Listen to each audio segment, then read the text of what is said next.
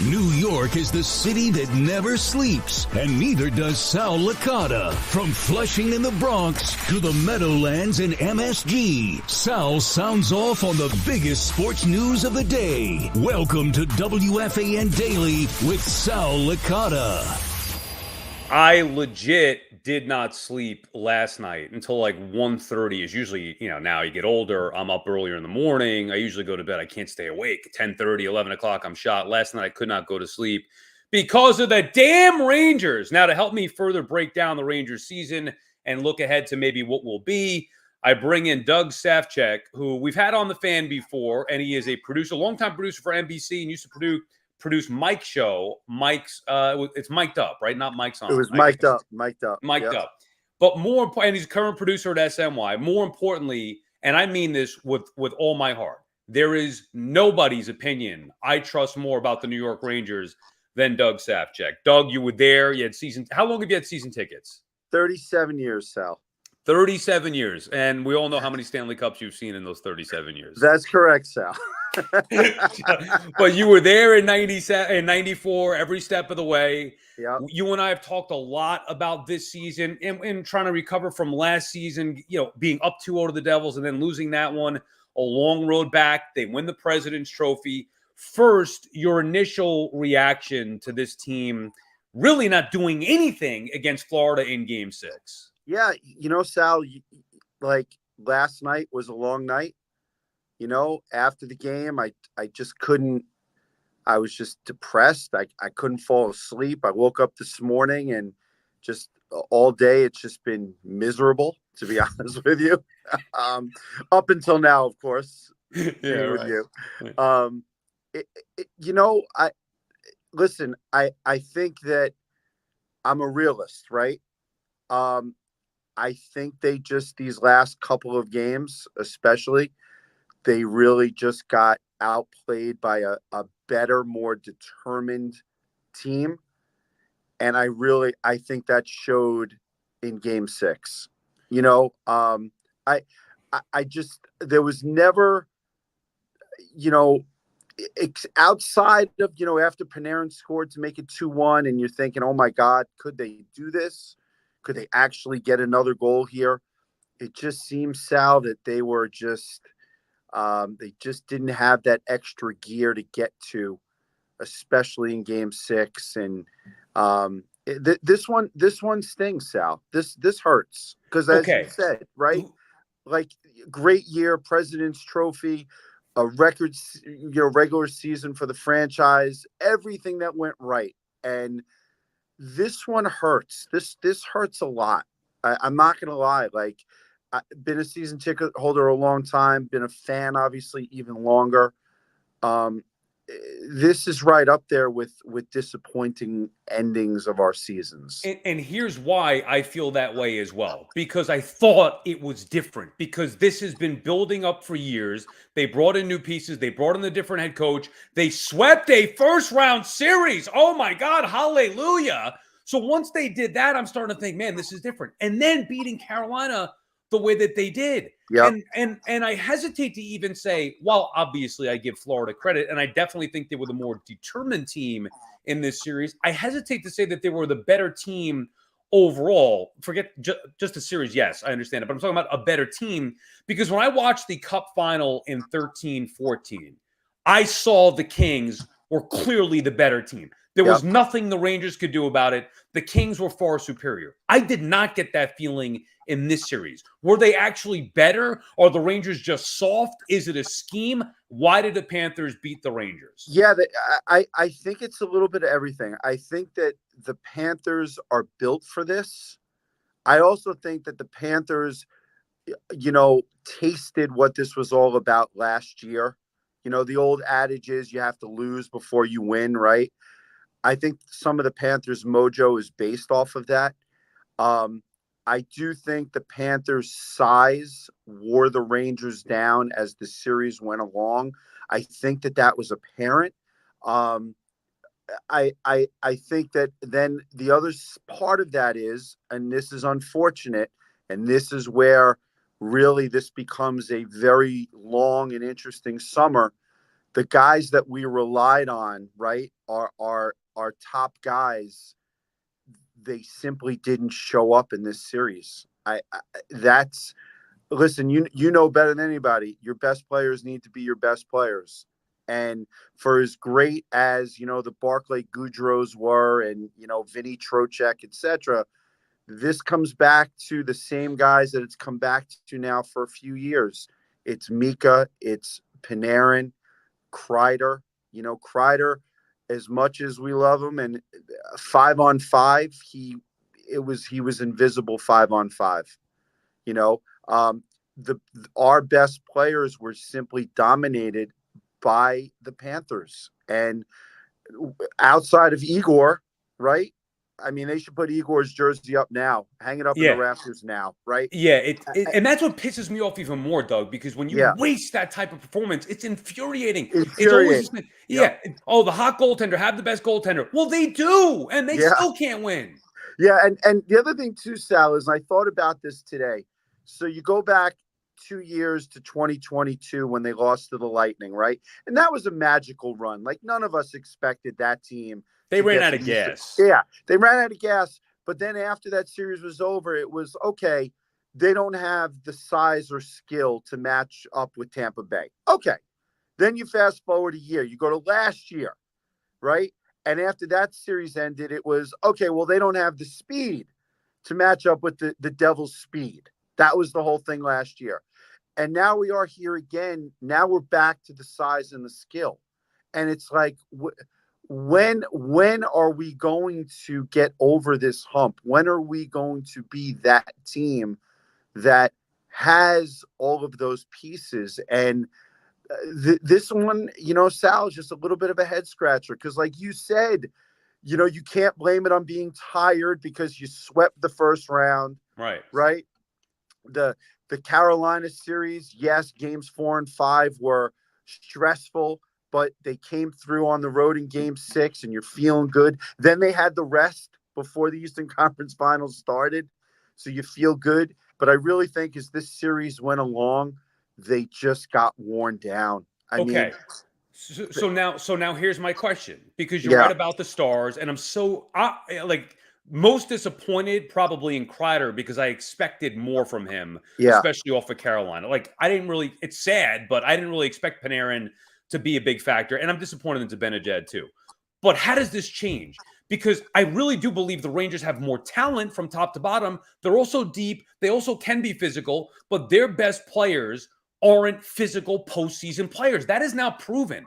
This group is not going to get over the hump. So now what? How do you fix it? Do you change scheme? Do you move stars? How are they going to fix this? I think so. Now this falls upon Chris Drury, right? So let's, without you and I breaking down an entire roster, which no one wants us to hear, the bottom line is that for the most part, this roster is made up of the Jeff Gorton, John Davidson regime for the most part.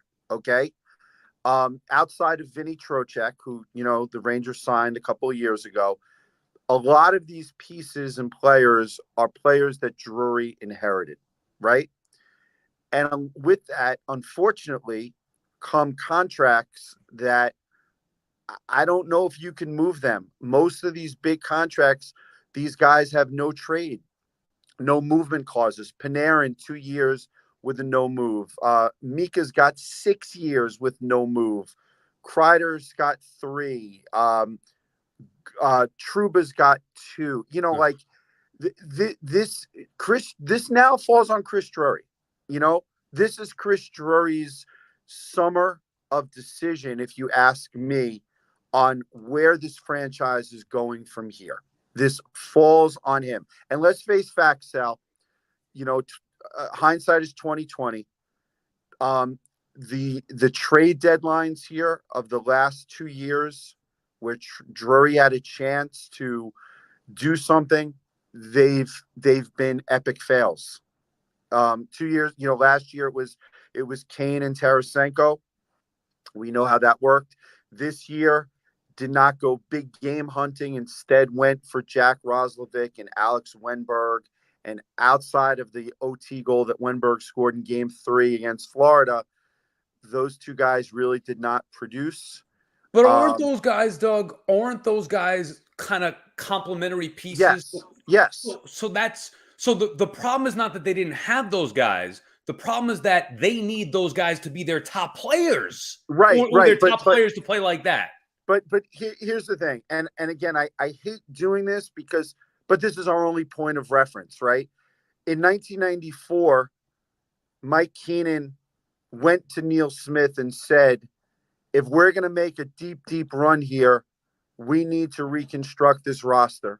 We need bigger, more physical players, right?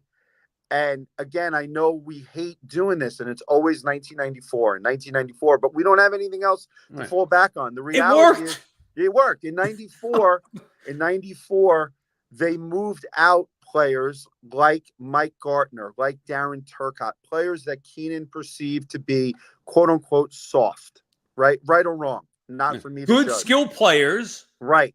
And they brought in guys with grit. They brought in the Steve Larmers. They brought in the Mateaus, the Brian Noonans, Glenn Anderson, etc. Right? McTavish, They yes. built a championship team, a Stanley Cup team. And those guys were grit guys. Those guys were the sandpaper guys.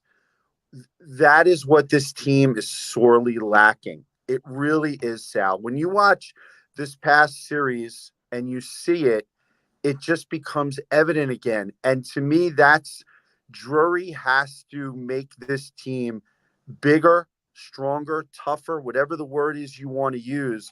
You need to do that. And again, to go back to your original question, how do you do it? He's got to be creative here, Sal. And there's going to be moves here that, does he try to move Jacob Trouba, a captain, right? Who, by the way, Trouba was not good in this series. I'm tired of Trouba. I know he's tough and he's a good guy. Right. Time to move on. Would he dare entertain trying to move a Chris Kreider? Because Kreider would get you a return. Kreider would get you pieces back, right? Kreider's so damn infuriating. You're the first one to tell me that his number 20 was going to be hung to the rafters. Yeah. Then he goes out and has the hat trick in Carolina, and everybody's saying his number is going to be hung to the rafters. Now I call him Rafters Boy because you don't get your numbers. You can't get your number hung up when you're invisible, bro. Come on. 5-on-5, he's been invisible. He's a great power play in front of the net presence. Yes. No question. One of the best I've ever seen. One of the best of all time. No question. But 5-on-5, he disappears. Subban talked about that last night during, I think it was the first intermission. He singled out a guy like Kreider. And, again, the bottom line here, Sal, is that we've seen now for 3 straight playoffs, the core of this team and what they've done or really what they haven't done. And do you run it back? It's that question we always talk about, right? Do you run it back? Do you run it? And I don't know if you can run it back, Sal. As much as it hurts, because we're talking about guys that we've become accustomed to, guys that we love, right? Right. They're blue shirts, but there's tough decisions here that are going to have to be made. And again, because of the big contracts and the salary cap issue, Drury's going to have to get creative. Also, don't forget, Sal, Igor's got 1 year left on a sweetheart deal that he signed, I guess, 3 years ago. Next year is the last year of his contract. He's got 1 year left at like $5.5 million. So they're going to have to pay him. Yeah. Right. You're going to have, like, this summer, you're not going to let Igor go into his final year. I don't think. You're going to have to this summer pay Igor, and Igor's going to, right, he's going to be the highest paid goaltender in the NHL. My point is that whatever salary cap room you have, 50% of that money is going to go to Igor. So Drury's going to have to be creative here and figure some stuff out. Hey, the unrestricted free agents, the guys, the Roslovic, Wenberg, Wheeler, etc., those guys are going to be gone. We know that. Those were 1 year deals. They were rentals. Those guys will be gone. But Drury's going to have to figure something out here, Sal. Yeah. Because you know why? You're tired of feeling this way. I'm tired of feeling this way. All of us are tired of feeling this way. And I have to imagine that Chris Drury woke up this morning and figuring, he's tired of feeling this way too. I'm not going to say blow it up, but they need significant Yeah. change. Yeah. And I think Chris Drury's going to do it. I trust him. I want to just ask you this before we leave. Did you believe, like deep down believe, this was the year? Yes, I did. I really, Me Sal, too. I really did. Listen, today, and I didn't tell my wife this yet. I canceled hotel reservations I had made for Dallas and Edmonton. Okay. I had to That had cancel to them suck, today. man. Okay. I was so depressed canceling those reservations now. But I really thought here's the bottom line. You ready? So my wife, my son Dylan, and we traveled down for game 3 down to Sunrise last Sunday. Okay.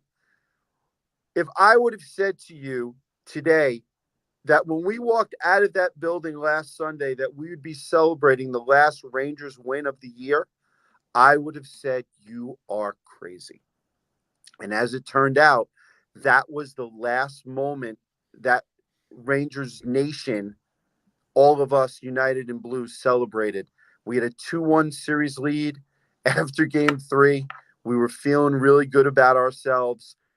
And I can't believe it's over, Sal. Like there's such an empty feeling. And here's the thing too, like all of our schedules have been based around the Rangers and their schedule. It's like, what am I going to do now the next few weeks?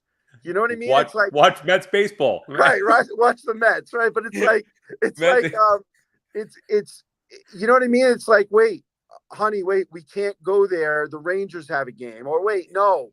You're like, that's all I've been doing for the last 6 weeks. And truthfully, I thought it was going to be a couple of more weeks. Like, I really, Sal, like this year was so special. It felt so different, especially after game 6 in Carolina, the way they won that game. And, this one hurts. Like I said before, this really, really hurts, Sal. And here's the other thing too. And you and I talked about this last year. If you remember, we were in the SNY newsroom. We talked about it. Now think about what we need to go through to get back to this moment, back to this point, right? Like, it's deflating. Right. It's like, oh, there's preseason and there's the 80 games and then the playoffs hit. And I just, it's hard to believe. But that being said, I can't wait for opening night. You know why? Because I'm a lunatic. All right. I'm a lunatic, right? It's crazy, Sal. It's crazy. And here's the thing too, like in the city today, I happened to notice I saw a lot of people still with their Rangers hats and their Rangers t-shirts. And there's something special when your team, when whether it's the Knicks or whether it's the Rangers, when they get on one of these runs, especially like in the springtime in the city, there's something special that brings us all together and galvanizes us, and you feel it, right? And you feel it, and now all of a sudden today it's over. It's over. And it's just, our salad hurts, man. I wish we could have done this in person so I could get a hug. I know. I was wearing, we usually have a group chat. It was silent last night. And then I finally got the text from Doug this morning. I'm heartbroken. I've been wearing, last night, my mother got me a shirt, party like it's 1994. I was wearing it all last night, all this morning as I'm doing, It's so hard, Sal. And I know you were, listen, I know that you were gung-ho and you were confident that they were going to win this series. They were going to win game 6. I believed it. I felt it. Listen, my older brother, Barry, he's a Ranger diehard like me. He lives in LA. We've been talking every day. And I said to him yesterday, I firmly believe that the Rangers somehow, some way, were going to win game 6. And then I didn't know if they would win a game 7. I really didn't, but because you know what happens when you get to game 7, anything could happen.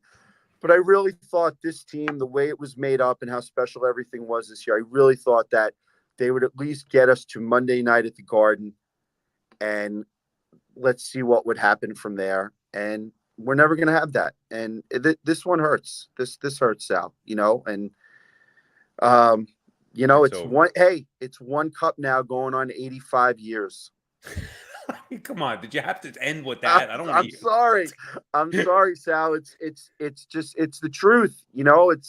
If we start hearing 1994 chants at some point soon, I don't know if I could handle that. I don't know if I could handle it either, because we thought that was over. We're not that far off from We're not that, it's crazy. That's the thing. Like we're doing it again. We're doing it again. Hey, I listen, thank you so much for having me on. I feel like this has actually been therapy, Sal. Right. I wanted to have this, hash this out with you and have our little therapeutic chat here. And hopefully Ranger fans watching or listening can also feel some sense of therapy as well. We appreciate it, Doug. Looking forward to next year. At least we have Igor. Your passion and knowledge with the Rangers, unmatched. So I appreciate you taking the time. Anytime, Sal. See you in the SNY newsroom. Looking forward to Doug Safchik, longtime producer at NBC, producer for Ancestors Show, currently with SNY. Most importantly, diehard New York Ranger fan, season ticket holder forever, bleeds blue, travels all over the place to follow his Rangers. Unfortunately, his calendar has been cleared. All right, that does it for us on this edition of WFAN Daily. Enjoy the rest of your whatever day you listen to this. We'll talk to you next week.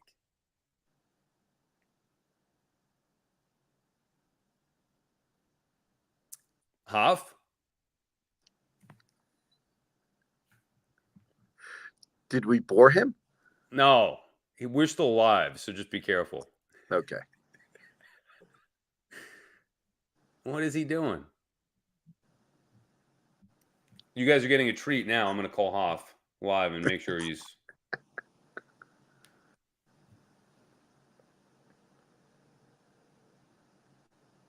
You could, if you want, Doug, you could sign out because I know you got to go. Are you sure? Yes. I'll wait. Yeah, you might have to save it.